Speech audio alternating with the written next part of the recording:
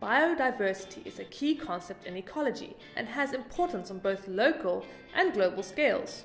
Biodiversity is the degree of variation of life, or, put it more simply, the number of different individuals and life forms in an area.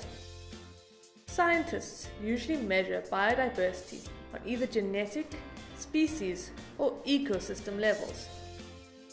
For example, if you wanted to measure the biodiversity of beetles on a global scale, you would find that there are over 350,000 known species of beetle on the planet.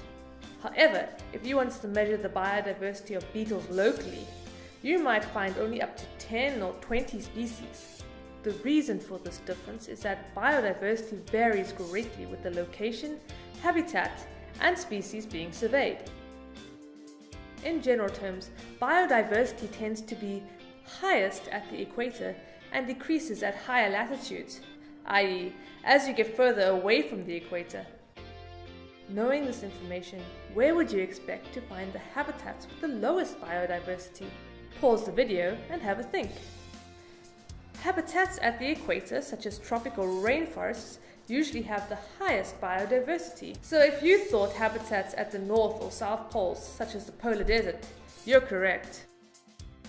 It's important to know that biodiversity is not a static measure, but is responsive to numerous factors, including climate change. In fact, global biodiversity is generally thought to be declining right now. Biodiversity has declined in the past, and a total of 5 major extinction events have occurred. Currently, we are in the planet's 6th major extinction event, known as the Holocene extinction. There are many proposed reasons for the current drop in biodiversity. Some of those reasons are anthropogenic, meaning caused by humans. Anthropogenic factors include things like introduced or invasive species, such as the introduction of rabbits to Australia, human-induced hybridization, such as in plants to create optimal species of crop, overharvesting of resources, and global climate change caused by human activities. While humans aren't responsible for all of the current extinction events, there is good evidence to suggest that humans are affecting the world on a global scale and causing the loss of many important species. The loss of biodiversity could have catastrophic effects on our society and even result in the loss of our food crops. For example, bees are in huge decline and they are extremely important in the pollination of many plants, including our crops. There are lots of ways we can reduce biodiversity loss and even increase biodiversity, such as managing our land better, growing more than one crop, and including plants that encourage insect diversity, and also creating cities with space for other species. We shouldn't just focus on the rural areas.